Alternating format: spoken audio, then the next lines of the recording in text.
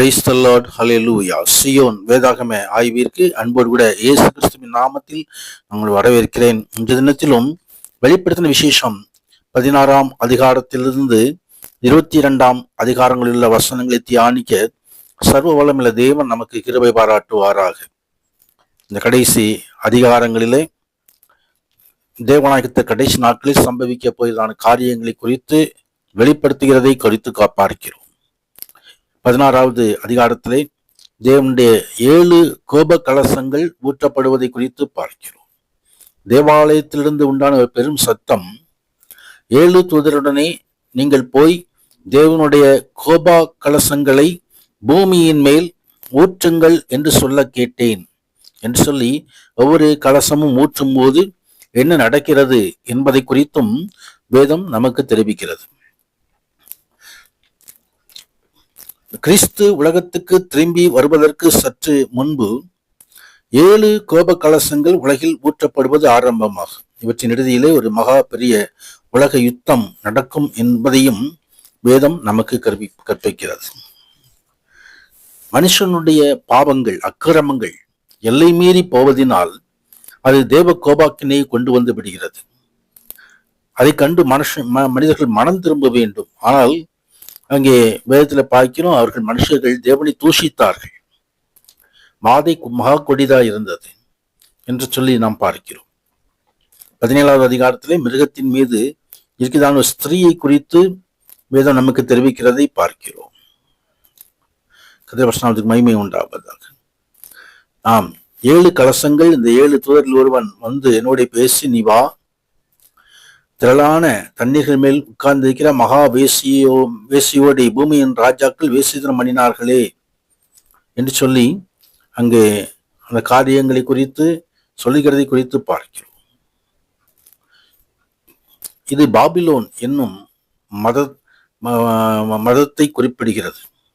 இது எல்லா பொய் மதங்களையும் துருபதேசங்களை விட பயங்கரமானது.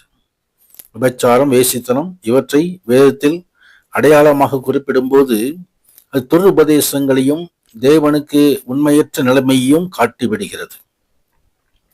அது மட்டுமன்றி மக்கள் தேவனை ஆராய்ப்பது போல வேஷமிட்டு வேறு தெய்வங்களை தொழுது கொள்வதையும் இது காட்டிவிடுகிறது. இந்த வேசிக்கும் ஆட்டுக்குட்டியானவருக்கும் மணவாட்டிக்கும் உள்ள வித்தியாசத்தை நாம் பார்க்க முடியும். வேசி சாத்தானுக்கு கீழ்ப்பட்டவள், மணவாட்டியோ கிறிஸ்துவுக்கு கீழ்ப்பட்டவள். கிறிஸ்துவ மகிமை ஒன்றாவதாக. நாம் மணவாட்டியான திருச்சபையோடு எப்பொழுதும் இணைந்து பரிசுத்தமாய் இருக்க வேண்டும். பரிசுத்த அலங்காரத்தோடு தேவனை தொழுது கொள்ள வேண்டும். கிறிஸ்துவ மகிமை ஒன்றாவதாக. பொல்லாத பாபிலோனுக்கு எச்சரிப்பாக அதை விட்டு விலகி இருக்க வேண்டும்.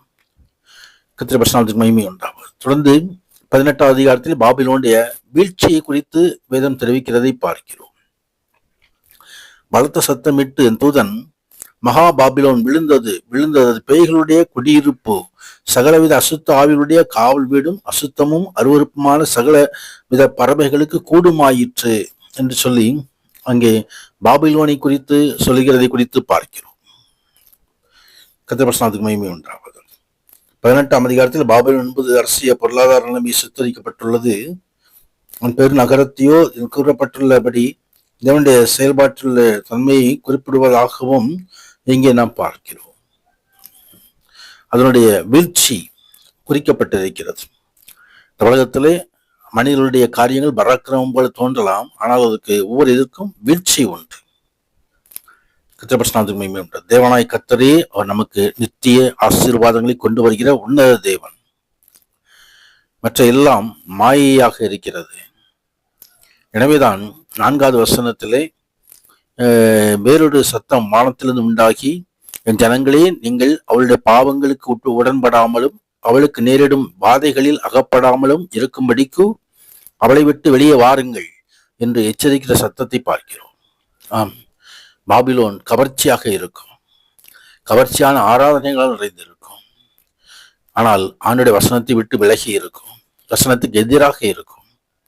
அந்த காரியங்களை விட்டு விலக்கி வெளியே வர வேண்டும் என்று சொல்லி ஆண்டவர் விரும்புகிறார். கர்த்தருடைய மகிமை உண்டாவதாக. தொடர்ந்து 19வது அதிகாரத்திலே ஒரு திரள் கூட்டம் தேவனை துதிக்கிற ஒரு திரள் கூட்டமாய் அங்கே நாம் பார்க்கிறோம். பரலோகத்திலே திரளான கூட்டம் அங்கு ஆரவாரித்துக் கொண்டிருந்தது. அல்லேலூயா! இரட்சண்யமும் மகிமையும் கனமும் வல்லமையும் நம்முடைய தேவனுக்கு ஆகி கர்த்தருக்கே உரியது.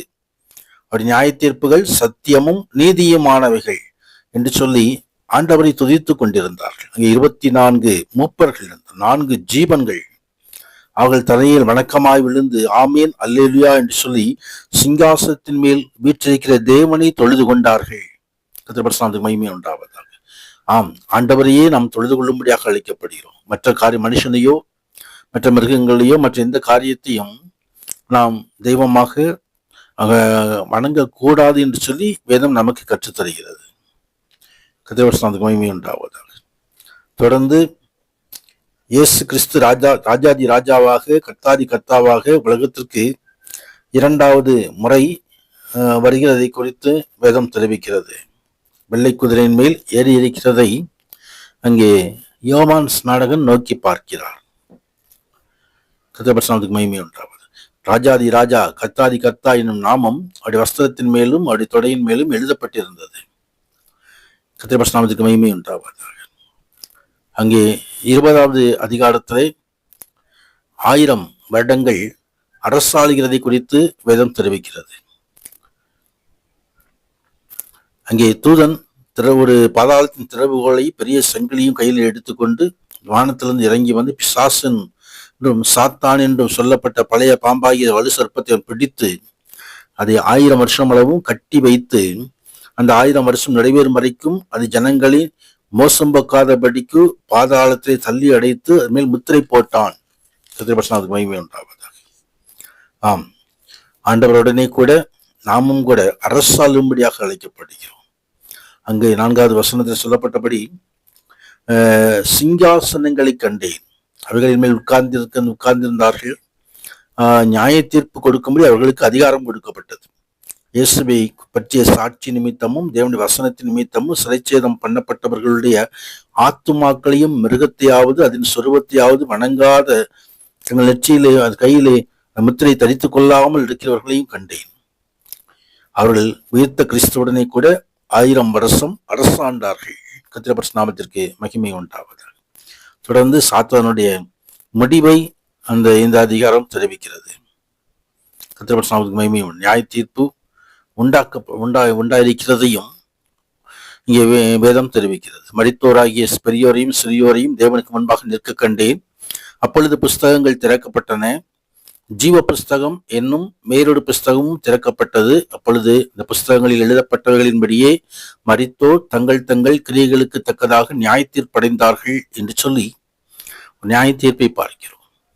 தொடர்ந்து 21வது அதிகாரத்திலே புதிய எருசலேம், புதிய வானம், புதிய பூமி, புதிய எருசலேமை இறங்கி வருகிறதை யோவான் ஸ்நானகன் பார்த்தார். அங்கே பரலோகத்தில் உண்டான ஒரு பெரிய சத்தம், இதோ மனுஷர்களிடத்திலே தேவனுடைய வாசஸ்தலம் இருக்கிறது, அவர்களிடத்திலே அவர் வாசமாய் இருப்பார், அவர்களும் ஒரு ஜனங்களாயிருப்பார்கள்.